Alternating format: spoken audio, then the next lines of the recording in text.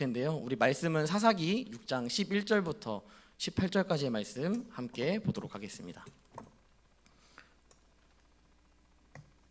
사사기 6장 11절부터 18절까지의 말씀, 구약 성경 369페이지에 나와 있습니다. 사사기 6장 11절부터 18절까지의 말씀 함께 보도록 하겠습니다.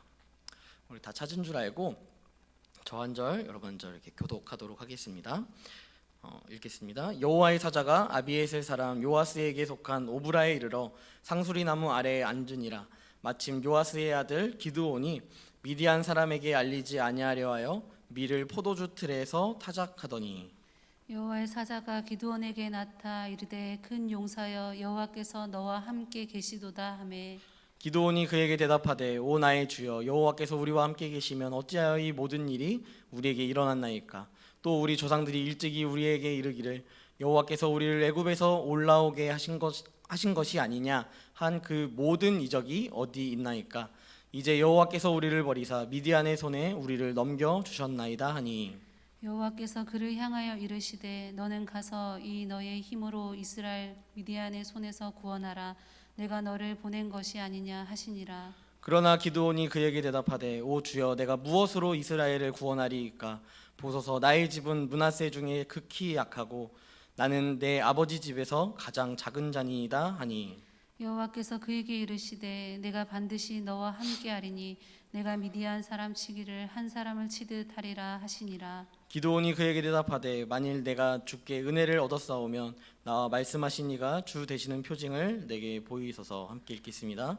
내가 예물을 가지고 다시 주께로 와서 그것을 주 앞에 드리기까지 이곳을 떠나지 마시기를 원하나이다 하니 그가 이르되 내가 너 돌아올 때까지 머무르리라 하니라. 아멘. 네, 우리가 1부, 2부 예배 때 함께 들었던 내용이지만 우리 함께 사사기 6장에 나오는 기드온의 인생을 통하여서 우리가 함께 하나님의 그 임재하심과 하나님의 놀라우신 사용하심을 기억하는 시간이 되었으면 좋겠습니다. 먼저 여호와의 사자가 기드온에게 나타났습니다. 여호와의 사자가 나타나서 그가 기드온에게 하는 말은 이것이었습니다. 큰 용사여 여호와께서 너와 함께 계시도다. 기드온에게 있어서 기드온을 향하여서 말하는 것은 큰 용사여라고 이야기하고 있습니다. 여러분 이 큰 용사여라고 했을 때 이 원어로 봤을 때요 큰과 용사라는 이 두 단어가요 그렇게 크게 의미가 다르지 않은 단어를 사용하고 있습니다. 똑같이 절대적인 그 힘을 가진 사람, 이러한 사람들을 나타낼 때 큰이라는 이 형용사를 사용하였고요. 그리고 또한 용사여라고 했을 때 용사라는 단어가 절대적으로 힘이 강한 사람, 이 상대적으로 힘이 강한 사람이 아니라 정말 누가 봐도 야, 저 사람은 세다라고 느낄 만한 그런 사람이었다라는 것이죠. 그런데 이 발언을 했을 때 이것이 어디에 쓰였냐면요, 마치 다윗과 골리앗을 딱 전쟁할 때에 골리앗을 표현해 줄 때에도 이러한 느낌으로 작성하였습니다. 그러니까 이 기드온을 향하여서 하나님 여호와의 사자가 너는 굉장히 절대적으로 강력한 능력을 가진 용사다라고 지금 이렇게 표현을 하고 있다라는 것입니다. 여러분, 하지만 기드온의 이 현실적인 상황, 현실적인 이 환경들은요 큰 용사라는 표현을 하기에는 조금 애매한 상황입니다. 기드온 앞에 있었던 이 드보라라는 사사 시기에 그 사사가 죽고 난 이후에 40년 동안 하나님께서 이스라엘 백성들을 잘 통치하셨습니다. 그 이후에 40년이 지나고 이제 7년 동안 41년째 되는 해부터 47년째 되는 해까지 7년 동안을 계속해서 미디안의 침략을 받으면서, 또한 미디안뿐만 아니라 많은 이 나라들의 침략을 받으면서 가나안 땅, 이 약속의 땅이 많은 어려움을 겪게 되었습니다.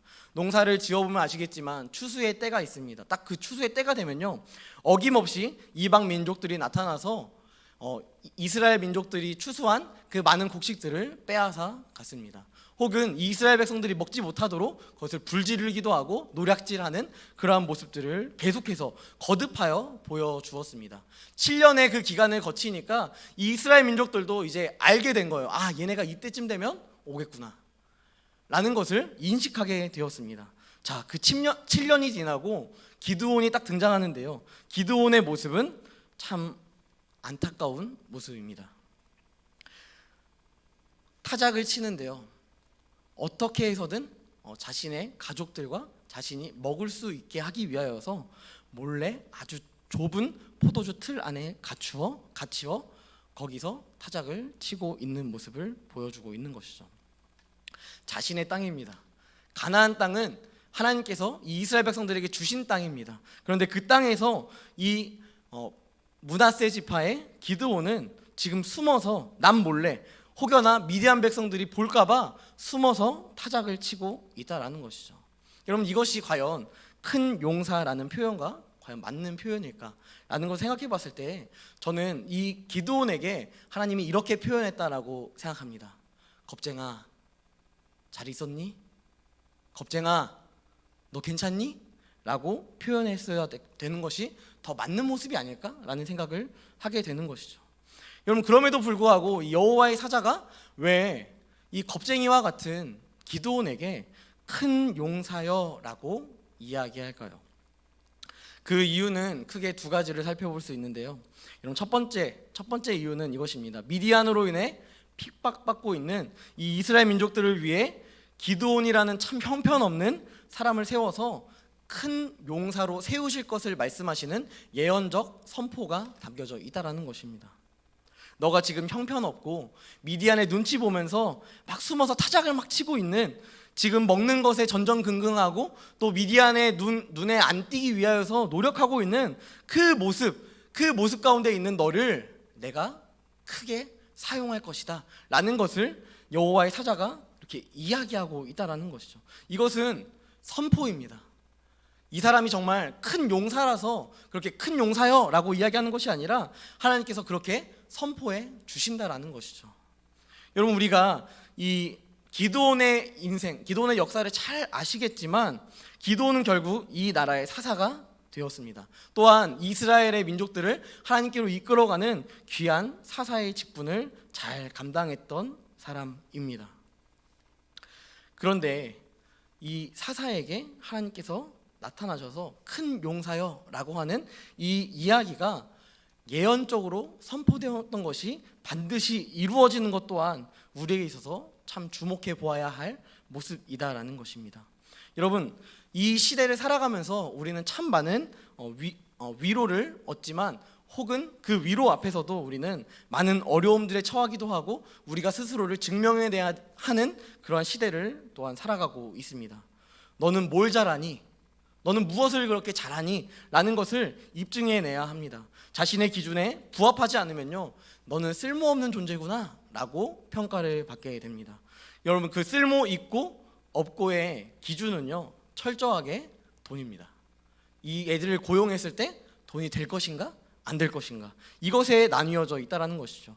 취업을 할 때 그렇지 않습니까? 같은 월급을 주더라도 한 기업이 이윤을 창출하기 위하여서 살아가면서 면접을 보는데 바보 같고 좀 엉터리 같은 그런 사람을 뽑기보다 학력도 좋고 좀 유능할 것 같은 사람, 말을 잘하는 사람, 이러한 사람들을 뽑지, 굳이 같은 월급을 주면서도 좀 얼빵하고 이상하고 얘 잘하는 거 맞아? 라는 그런 의문이 드는 사람을 결코 뽑지 않는다라는 것입니다.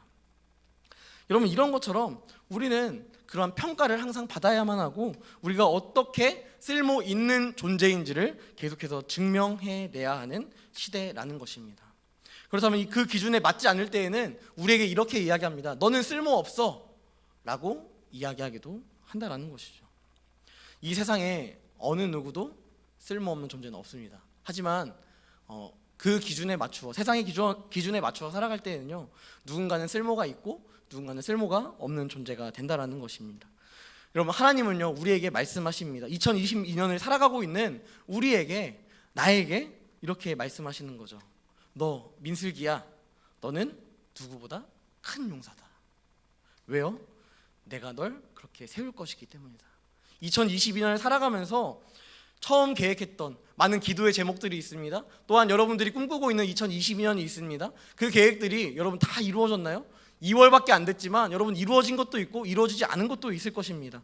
또한 우리 안에 원하는 것이 있고 소망이 있지만 그 소망이 다 이루어지지 않을 때도 있다라는 것이죠. 2022년이 지나갔음에도 불구하고 그 2023년을 맞이하는 그 순간에도 우리가 지금 계획하고 우리가 소망하는 것이 이루어지지 않을 때도 있습니다. 하지만 그럼에도 불구하고 주님께서는 우리에게 똑같은 말로 우리를 위로하시는데, 그것은 바로 너는 큰 용사야, 이것을 말씀하신다는 것입니다. 여러분, 주님께서는 이 말을 통하여서, 이 큰 용사야 라는 말을 통하여서 너는 지금 혹여나 세상 사람들이 바라봤을 때 넌 쓸모없는 존재야 라고 낙인이 찍혀있고, 혹은 너 좀 부족한 사람이구나 라고 이야기할지라도, 그럼에도 불구하고 하나님은 우리에게 계속해서 말씀하시는 것은 너는 큰 용사다. 내가 지금은 그런 평가를 받고 너가 지금은 많이 힘들고 고난의 자리 가운데 있을지라도 내가 너를 크게 사용할 거야. 여러분, 이것을 우리가 믿는다면 2022년을 살아가면서, 또한 2022년에 내가 원하는 소망하는 것이 안 이루어졌을 때에도 우리는 그것으로 말미암아 낭망하는 것이 아니라 오히려 그 큰 용사라 부르시는 나보다 더 크신 하나님을 더욱더 의지하며 살아갈 수 있다라는 것입니다. 내가 나를 큰 용사라 부르지 않았습니다. 하나님께서 나를 큰 용사다라고 부르셨습니다. 내가 자칭 그리스도라 평가하는 것이 아니라 하나님께서 나를 그리스도인답게 살아가도록 인도해 주신다는 사실, 이 사실 앞에 우리는 큰 용사가 될 수 있다는 것입니다. 두 번째 이유는 이것입니다. 너는 원래 큰 용사야. 존재론적인 이야기를 하고 있다는 것입니다. 여러분, 기드온의 존재 가치는요, 원래 큰 용사입니다. 여러분, 기드온뿐만 아니라요, 이스라엘 민족들이 7년 동안 미디안의 핍박을 받고 있지만 핍박을 받을 만한 민족이 아니에요. 이 민족들은요, 하나님 앞에서 아주 큰 용사와 같은 그러한 민족입니다. 왜냐하면 그 이유는 이 이스라엘 백성들이 뭐 숫자가 많고 혹은 군사력이 강하고 이래서 큰 용사가 되는 것이 아니라 그들에게 있는 가장 큰 은혜, 하나님이 계셨기 때문입니다. 여러분, 그분이 계셨기 때문에 우리는 또한 이 기드온은 큰 용사일 수밖에 없는 것입니다. 내가 나는 부족한데, 난 연약한데 라고 아무리 이야기해도 하나님이 나와 함께 하신다 라고 하면 우리는 결코 작은 자가 될 수 없는 것입니다. 여러분, 그리스도인들은 한 사람이 1000명을 이루는 그런 귀한 복음을 가진 존재입니다. 이것을 기드온에게 말씀하시는 것입니다. 너는 큰 용사다. 이것은 정체성을 회복시켜주는 이야기라는 것입니다. 내가 너를 애굽 땅에서 불러냈어. 내가 너를 광야에서 40년 동안 한 번도 굶기지 않고 먹였어. 내가 너를 여리고만 돌았는데 여리고성이 무너지게 했어. 그걸 너가 기억하고 너의 조상의 하나님을 믿는다면, 너의 인생 가운데 그 크신 하나님께서 너와 함께 하신다면 너는 큰 용사야. 이것을 주님께서 존재론적으로 표현해 주신다라는 것입니다. 기드온과 이스라엘 모든 민족들은요, 원래는 아주 작은 존재였습니다. 아브라함과 사라, 이 부부 가운데 자녀가 없는 그런 상황, 낙심이 되고 또한 하나님을 원망할 수밖에 없는 이 상황, 그 상황에서도 하나님께서 그들을 부르셔서 본토 친척 아비의 집을 떠나게 하시고 하나님께서 일러주신 땅으로, 그곳이 내비게이션으로 찍히지도 않는, 주소가 정확하게 되어 있지도 않은 그런 상황이었지만 그를 부르셔서 그를 큰 민족으로 세우셨습니다. 그리고 하나님께서 그들을 끝까지 붙잡으시며 그들을 끝까지 포기하지 않으신다는 것입니다. 여러분, 그런데 이렇게 큰 용사인 이들이 왜 스스로 작아져 버렸습니까? 그들이 더 이상 하나님의 기준이 아니라 세상의 기준으로 살아가고 있기 때문입니다. 여러분, 미디안을 대표하는 그러한 단어가 있어요. 미디안은요, 그러니까 숫자. 그러니까 미디안은 엄청나게 많은 숫자의 백성들이 살고 있었던 도시였습니다.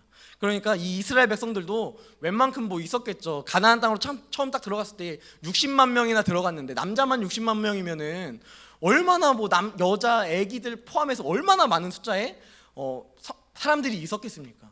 여러분, 그런데요, 그것보다 더 크고 더 많은 숫자의 이 미디안이라는 군대의 사람들을 보니까 이 이스라엘 백성들이 겁을 먹을 수밖에 없는 거예요. 저렇게 많은 숫자를 우리가 감히, 마치 우리나라가 이제 중국이랑 이렇게 전쟁을 하거나 옛날에 이제 역사를 공부하셨으면 아시겠지만 뭐 전쟁을 하고 이러면 인해 전술로 막 해가지고 결국 뭐 이길 수가 없게 만들지 않습니까? 이런 것처럼 숫자적으로 너무 비교가 되니까 아예 미디안이랑 싸울 생각도 안 하는 거예요.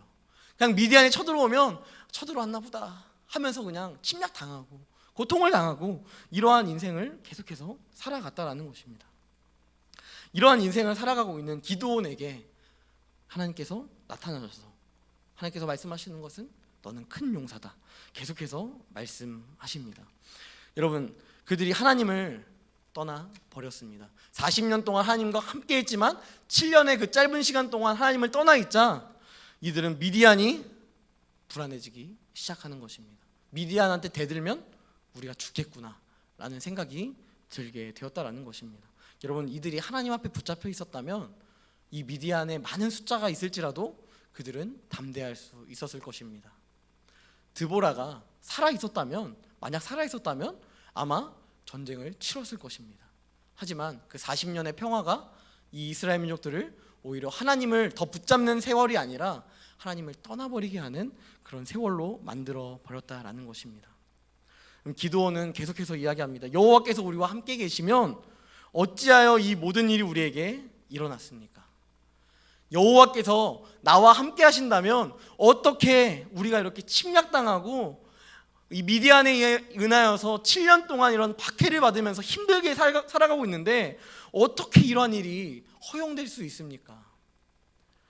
여호와의 모든 이적들은 도대체 어디 갔습니까? 이것을 질문하고 있다는 것입니다. 여러분, 기드온은 무엇을 말하고 있습니까? 하나님, 왜 우리를 떠나셨어요?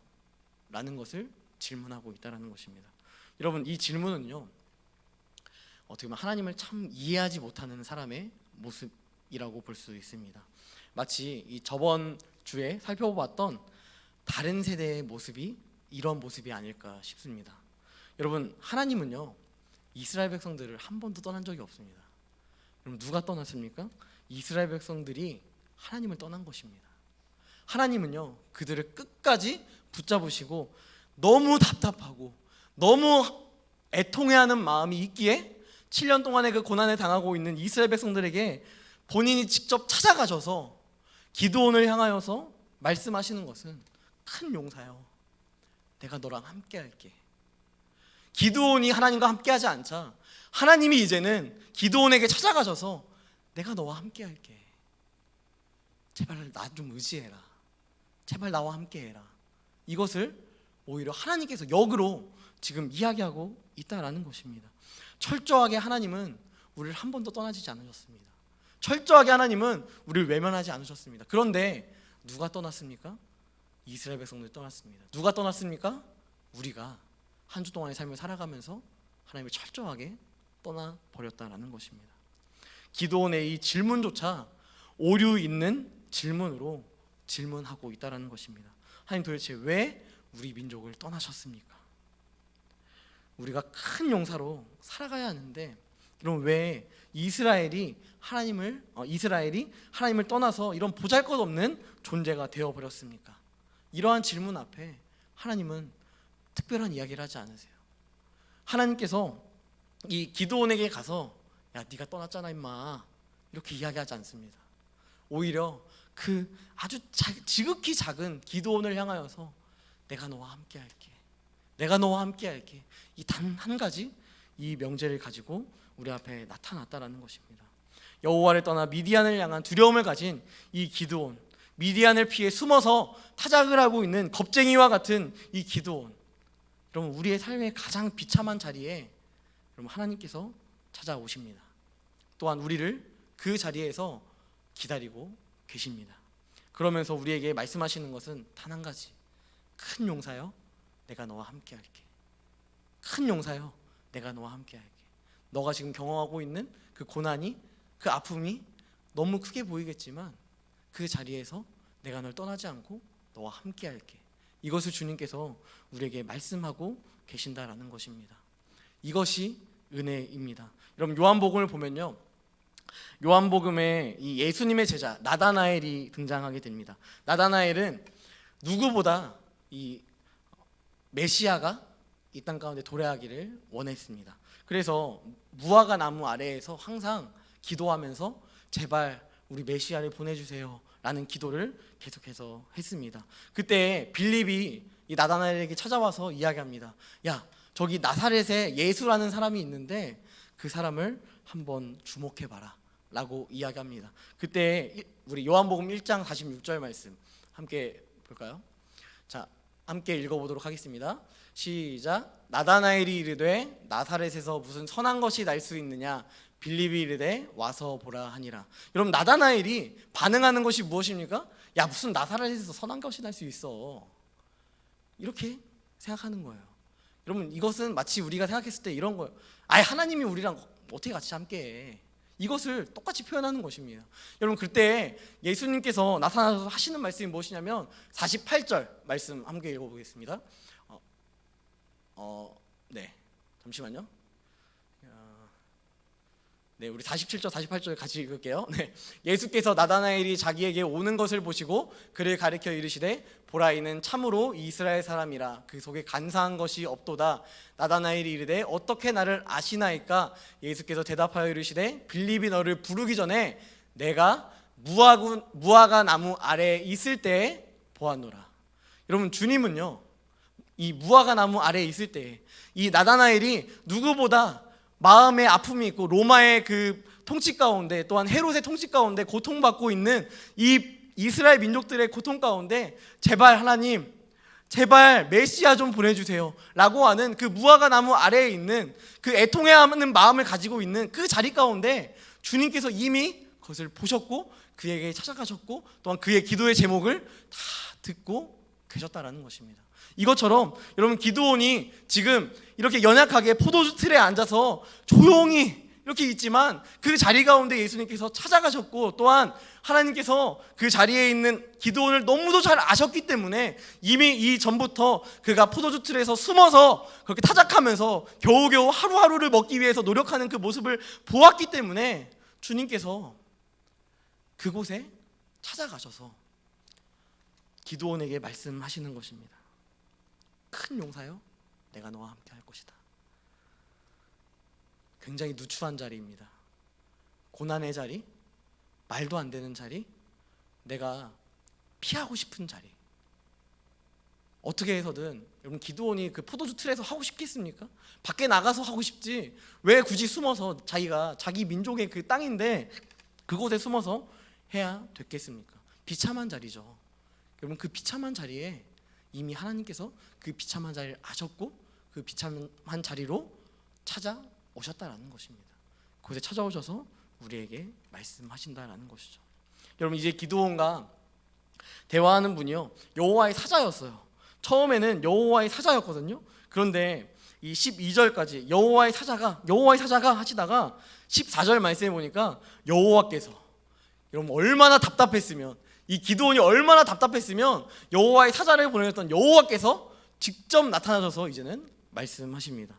14절 보면요, 여호와께서 그를 향하여 이르시되 너는 가서 이 너의 힘으로 이스라엘을 미디안의 손에서 구원하라. 내가 너를 보낸 것이 아니냐 하시니라. 자, 이렇게 이야기하고 있습니다. 하나님께서 직접 나타나셔서 말씀하시는 것은 무엇이냐면, 야, 이스라엘을 미디안의 손에서 구원해라. 내가 너를 보낸 것이 아니냐라고 이야기하고 있다라는 것입니다. 여러분, 하나님의 답은요, 단 하나였어요. 내가 너랑 함께 할 거야. 이것 딱 하나만 계속해서 이야기하십니다. 그러면서 내가 너를 보낸 것이 아니냐. 여러분, 보냄 받은 사람은요, 보낸 사람의 명령에 순종해야 하는 존재입니다. 그렇기 때문에 기드온은 그 말에 철저하게 순종하며 나아가야 했다라는 것이죠.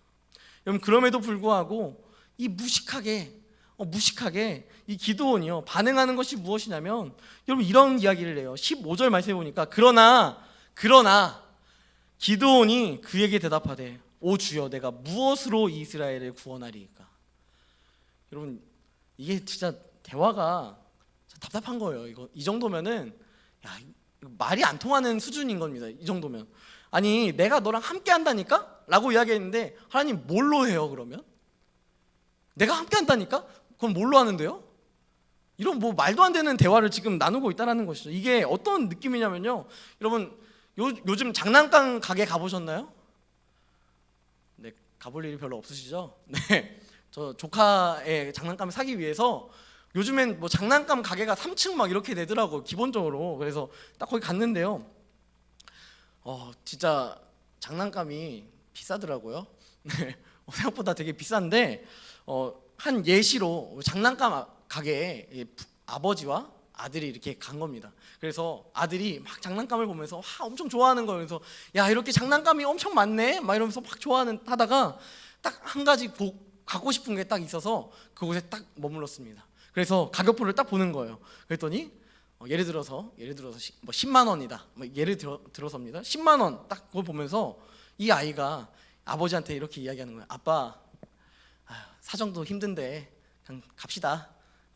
여러분, 이렇게 이야기하는 거랑 비슷한 내용으로 지금 여러분 기드온에게 하나님께서 야, 내가 너랑 함께 할게, 내가 너랑 계속해서 붙잡고 너가 마치 미디안 사람 한 사람 치듯 할게 라고 계속해서 이야기하시는데 뭘로 치냐고요, 자꾸. 나는 뭐 없어요 라고 계속해서 현실적인 이야기들, 이러한 현실적인 이야기를 자꾸만 하고 있다라는 것입니다. 여러분, 자녀는요, 현실적인 대답이 그렇게 막 필요한 존재가 아니에요. 자녀는요, 부모에게 어떻게 보면 특권적으로 말도 안 되는 요청까지도 할 수 있는 것이 자녀의 특권입니다. 여러분, 부모에게 감히 내가 뭐 아무것도 없지만 예를 들어서 아빠 등록금 내줘, 대학 등록금 내줘, 이렇게 말하는 것이 어떻게 보면 특권인 거예요.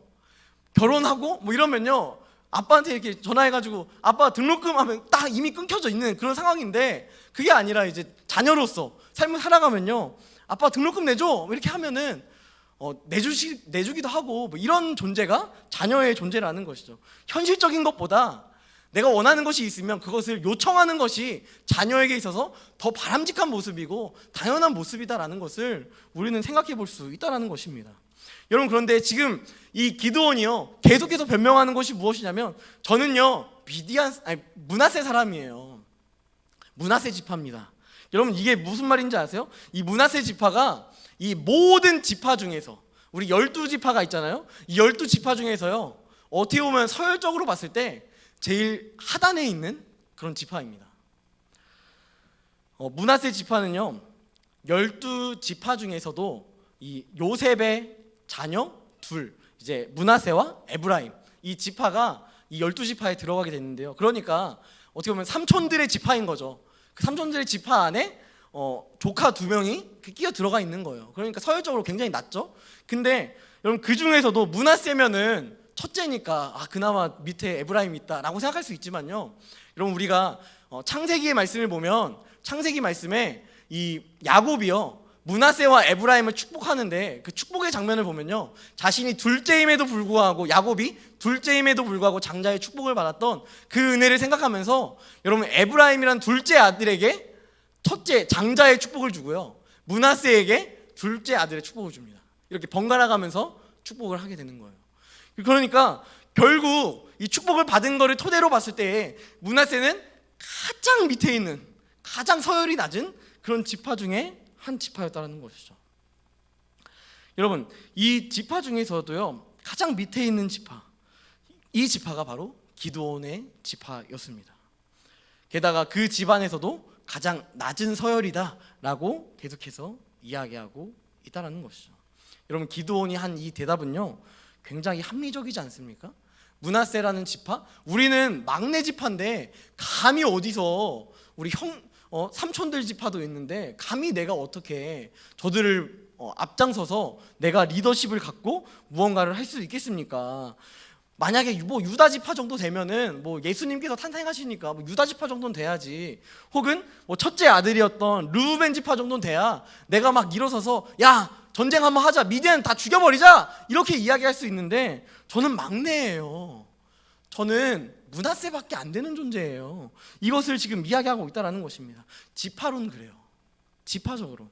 여러분, 그런데요, 이것은 그냥 지파로만 생각하면 안 되는 게 무엇이냐면, 여러분, 이 사사시대, 이 가나안 땅에 들어온 시기부터 사사시대에 이르기까지, 또 그 이후에도 물론 동일했지만, 여러분, 므낫세 지파는요, 막내 지파였지만 가장 넓은 땅을 갖고 있습니다.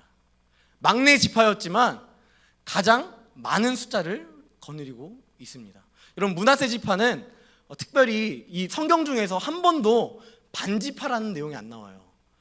반으로 나뉜 지파가 안 나옵니다. 그런데 므낫세 지파는 얼마나 사람이 많고 또 숫자가 많고 또 이렇게 영향력이 셌냐면, 므낫세 지파는 특별하게 여러분 요단강을 관점으로 해서 중심으로 해서 동편 서편으로 이렇게 땅을 줬거든요. 땅 분배를 해서 줬는데, 여러분 므낫세 이제 반 정도는 동편에서 굉장히 넓은 땅을 세 지파랑 나누어 가져서 살았습니다. 그리고 또 서쪽으로 딱 넘어왔을 때에도 서쪽에서도 므낫세 지파가 땅을 딱 받게 됐는데요, 그 지파의 땅이 웬만한 다른 지파의 땅들보다 더 크고 엄청나게 좋은 땅을 받는 지파가 바로 므낫세 지파였다라는 것입니다. 여러분, 그러니까 사사 시대에 므낫세 지파는 가장 밑에 있는 지파로서의 삶이었겠지만, 그 지파는 굉장한 힘을 가지고 있었고 굉장한 숫자가 있었고 굉장한 힘을 가진 지파였다라는 것입니다. 한 번도 나뉘어서 땅을 가져본 적이 없는 지파인데, 므낫세는 특별히 동서로 다 가지고 있는 땅. 여러분, 그런데 여러분, 이 므낫세 지파에 있는 기드온에게 하나님께서 왜 굳이 찾아가셨을까요? 저는 한번 지도를 한번 살펴봤어요. 왜 이 므낫세 지파에 있는 기드온에게 하나님께서 찾아가셨을까? 라는 것을 생각해 보았는데요, 그 중에 한 가지는 이거였습니다. 여러분, 미디안이라는 땅이 어디에 있냐면요, 요단강 동쪽 최하단, 그러니까 르벤, 북쪽부터 동쪽 편 북쪽부터 해서 므낫세 반지파, 갓지파, 그리고 르우벤 지파가 동쪽에서 가장 밑에 살고 있었거든요. 그 밑에 바로 붙어 있는 땅이 바로 미디안인들이 살고 있던 그런 땅이었습니다. 그러니까 여러분, 왜 하나님께서 왜 므낫세 지파에게 갔느냐라고 제가 생각해 보니까 이런 것 같아요. 남쪽부터 너무도 많은 피해를 이미 이스라엘 백성들이 겪고 있었습니다. 그런데 므낫세 지파가 그렇게 큰 지파임에도 불구하고 아무런 반응이 없는 거예요. 자신의 형제들이 다 고통당하고 있는데, 자기보다 남쪽에 있는 많은 이 같은 형제들이 힘들어하고 있는데 도저히 도울 생각조차 하고 있지 않는 겁니다. 이 므낫세 지파가. 이것을 보시면서 하나님께서 굳이 그 므낫세 지파에 있는 기드온에게 찾아가셔서 내가 너를 사용할 것이다 라고 이야기하고 있다라는 것입니다. 여러분, 기드온은 그 이야기 앞에서도 계속해서 변명만 하고 있습니다. 미디안의 위협으로 겪고 있는 많은 스트레스와 어려움이 스스로를 아무것도 하지 못하는 존재로 만들어 버렸기 때문입니다. 여러분, 우리가 육신의 연약함뿐만 아니라 이런 영적인 연약함에 빠지면요, 우리는 기드온과 같은 모습을 살아갈 수밖에 없습니다. 하나님께서 여러분과 함께 하시겠다 말씀하시지만, 여러분을 회복시키시겠다 이야기하시지만, 여러분이 오히려 그것을 거부해버리는 것입니다. 하나님, 저는 너무 죄인인데요. 하나님, 저를 좀 떠나주세요. 저를 사랑하신다고요? 저는 그럴 만한 자격이 없는데요. 하나님, 부담되니까 좀 나가주세요 라고 이야기한다라는 것입니다. 우리는 오늘도 끊임없이 변명거리를 찾고 있을 수 있습니다. 코로나라는 변명거리, 또한 내 상황이 힘들다라는 하소연, 차라리 나를 못 본 채 해달라 하나님 앞에 요청할 수도 있습니다. 언제부턴가 합리적인 판단을 해야만 이 시대를 살아갈 수 있는 그러한 시대가 되었고, 합리적인 판단이 우리의 사활을 걸게 만들어 놓았습니다. 하지만 이런 합리적인 판단이 오히려 우리의 신앙을 녹슬게 하고 있진 않은지, 우리의 삶을, 우리의 신앙을 다시 되돌아보아야 할 것입니다. 이번 주에 신앙 서적을 사기 위해서 가피풀에 들어갔어요. 가피풀에 들어가서 신앙 서적 좀 책을 읽고 싶다라는 생각을 가지고 딱 들어갔는데요, 그 책을 보다가 신앙 서적 중에 한 권을 딱 보고 나서 더 이상 스크롤을 내리지 못했습니다. 그 책의 이름은 바로 이것입니다. 녹슬지 않고 닳아 없어지길 원합니다 라는 책이었습니다. 저는 이 책을 읽어보지 않았지만 이 책의 제목을 보면서 이 책이 무엇을 요청하는 것인지에 대해서 너무도 잘 알게 되었습니다. 여러분, 언제부턴가 신앙에 있어서 녹슬어 있지 않으십니까? 언제부턴가 기도가 낯설고 말씀 듣는 것이 낯설고 말씀을 보는 것도 낯설고 말씀이라는 것 자체, 성경이라는 것 자체 어딘가 들고 다니기에 부끄럽고 이 성경을 예전에는 참 이렇게 가슴팍에 대고 이렇게 잘 다녔지만 언제부턴가 가방에 뿌겨서 숨겨놓고 다녀야 되는 그런 시대가 되었고 또 신앙이 이제는 우리에게 위로가 되지 않고 오히려 신앙이 우리를 방해해버리는 그러한 시대가 되지 않았는지 여러분의 신앙이 혹여나 녹슬지 않았는지 우리는 다시 한번 살펴보아야 한다는 것입니다. 여러분 신앙에 있어서 녹슬지 마시고요. 끝까지 하나님께 쓰임 받으시며 달아 없어지십시오. 이것이 그리스도인의 삶이고 또한 하늘의 미랄이 되는 가장 큰 지름길입니다. 여러분 말씀이 없어도 충분할 수 있는 일이 우리 가운데 있을 수 있습니다. 혹은 말씀이 없으면 결코 해결할 수 없는 상황이 우리 가운데 찾아올 수도 있습니다. 여러분 어떤 상황이어도 괜찮습니다. 그때 말씀이 필요하지 않는 시간이라 할지라도 말씀을 붙잡으십시오. 말씀에 거하십시오. 그것이 우리의 신앙이 녹슬어 있을 때에 우리의 녹음을 다시 닦아주는 윤활유가 될 것입니다. 결론을 맺도록 하겠습니다. 하나님은 이 시대에 큰 용사로 여러분을 부르셨습니다. 이 시대적 부르심은요 앞으로 여러분의 삶에서 반드시 증명해야 하는 모습입니다. 하지만 그 용사가 될지라도 하나님 앞에서 분명히 우리는 낮춰야 합니다. 우리가 큰 용사라고 하나님께서 부르셨다고 해서 나 큰 용사야 라고 자랑하는 것이 아니라 큰 용사라 부르셨지만 하나님 앞에서 누구보다 낮은 자의 모습으로 살아가야 한다는 것입니다. 여러분 기드온의 최후를 아시나요? 기드온의 최후를 아시나요? 기드온은요 이스라엘 리더 사사로 쓰임 받았습니다. 하지만 정말 큰 용사로 사용되었지만 큰 용사다운 인생은 살지 못했습니다. 이 기드온이요 여룻바알이라는 이름이 또 하나 있거든요. 바알과 대적하는 자다라는 이름을 가지고 있는 존재였습니다. 이 존재가 말년이 얼마나 처참했냐면요 기드온이 자신의 자식을 낳았습니다. 그 자식의 이름이 무엇이냐면 바로 아비멜렉이었습니다. 여러분 아비멜렉이 무슨 뜻인지 아세요? 내 아버지는 왕이시다. 이게 무슨 의미인지 아시겠어요? 여러분 이게 나의 아버지는 왕이시다? 오 하나님을 아버지니까 그렇게 불렀나 보다 라고 생각하는 건 아닙니다. 여러분 자신의 자식의 이름을 지어놓은 다음에 그 이름에다가 자신의 영광을 드러내는 거예요. 하나님이 없이는 아무것도 아닌 존재였던 기드온이요 자신의 모든 인생이 다 마무리될 때쯤 자신의 아들의 이름을 아버지는 왕이시다 하나님이 아니라 자신에게 영광을 돌리고 있습니다. 하나님께서 받으셔야 할 영광을 기드온이 가로채는 모습을 보여주고 있다는 거예요. 말년이요 이 이름 하나 지은 것뿐만 아니라요 굉장히 엉망진창이에요. 기드온 자체가. 여러분 저는요 여러분들이 큰 용사가 되기를 원합니다. 누구보다 여러분들이 큰 용사가 되길 간절히 원합니다. 큰 용사로서 하나님이 여러분과 함께 하심을 느끼며 경험하는 존재가 되었으면 좋겠습니다. 하지만 여러분이 기드온이 되기를 원하지는 않습니다. 여러분은 그리스도인이 되십시오. 여러분은 죽기까지 순종하신 아버지의 뜻 안에서 죽기까지 순종하신 예수 그리스도 그분을 닮아가십시오. 기드온이 아니라 예수를 닮아가십시오. 그 삶이 여러분의 죽는 날까지 나의 이름, 나의 영광이 아니라 솔리 데오 글로리아 모든 영광을 하나님께 돌릴 수 있는 유일한 방법이 되는 것입니다. 그러한 은혜가 우리 청년들 안에 가득 넘쳐 흐르기를 주님의 이름으로 간절히 소망합니다. 이 마음을 담아서 우리 함께 찬양하였으면 좋겠습니다. 주는 완전합니다. 여러분 내가 완전한 것이 아니고요 세상이 주는 것들이 완전한 것이 아닙니다. 하나님이 완전하시고 우리 주님께서 완전하십니다. 그분이 우리와 함께 하시기에 우린 연약하지만 그분이 우리를 강하게 이끌어 나가십니다. 이 마음을 가지고 함께 찬양하며 나아가겠습니다.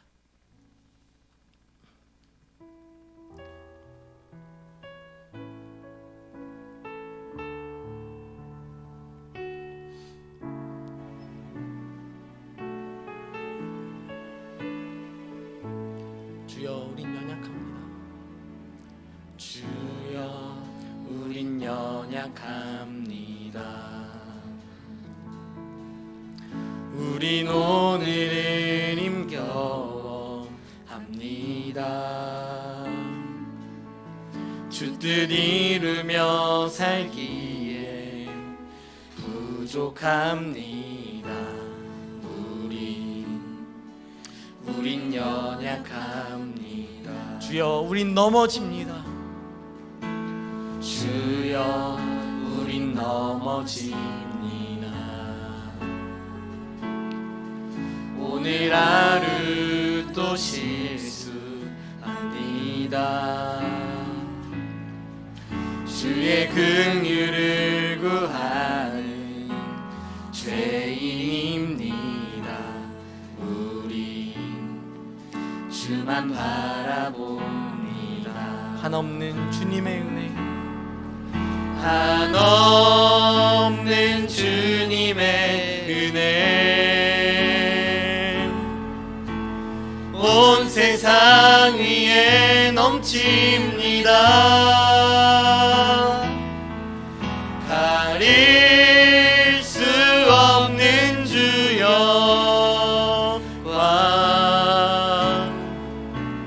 온 땅 위에 충만합니다.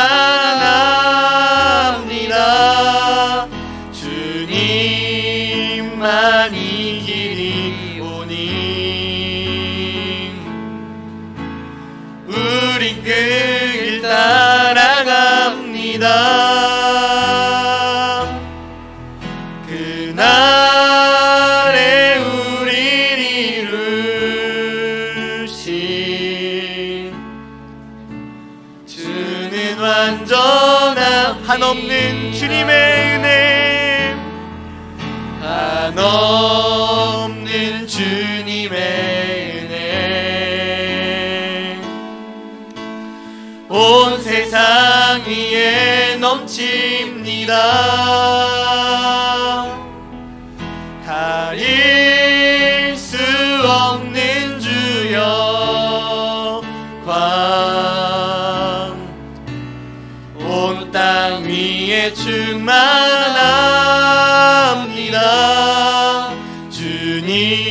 주님만이 길이 오니 우린 그 길 따라갑니다.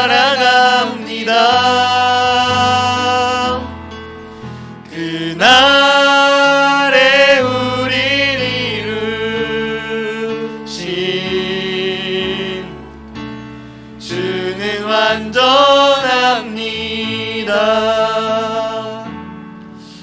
이 시간 함께 기도하기 원합니다. 함께 기도할 때 여러분, 우리가 어느 순간부터 우리의 신앙이 너무도 녹슬어 있지 않은지 다시 한번 바라보기 원합니다. 하나님은 우리에게 그러한 마음을, 그러한 의지를, 그러한 생각을 갖게 하는 것을 원치 않으십니다. 주님은 우리가 녹쓰는 것이 아니라 하나님 앞에 쓰임받으며 하나님 앞에 순종하며 하나님께 사용되어서 달아 없어지길 소원하는 것입니다. 그것이 예수님의 인생이었습니다. 그것이 예수님의 인생이었습니다. 그분의 그 십자가가 다른 사람들에게는 저주였지만 예수를 믿는 우리에게는 큰 구원의 은혜가 되는 것인 줄 믿사오니, 하나님, 우리가 이 시간 함께 기도하며 나아갈 때 하나님, 우리의 신앙을 붙잡아 주시옵소서. 하나님, 우리에게 우리의 인생의 어려움과 우리의 인생의 힘든 상황들이, 심적으로도 육적으로도 힘든 상황들이 우리 안에 계속해서 찾아오며 우리를 유혹하지만, 하나님, 그 상황 앞에서 우리가 그저 주저앉아 포기하는 것이 아니라 하나님, 우리가 하나님을 의지하게 하여 주시옵소서. 하나님, 우리가 더욱 기도하며 나아갈 수 있도록 인도하여 주시옵소서. 우리가 더욱 하나님의 말씀을 바라보게 하시고 우리가 더욱 하나님을 의지하며 하나님께서 나와 함께 하심을 기억하며 큰 용사의 힘을 고백할 수 있는 그런 귀한 믿음의 용사가 되게 하여 달라고 이 시간 함께 기도하며 나아갔으면 좋겠습니다. 함께 기도하겠습니다.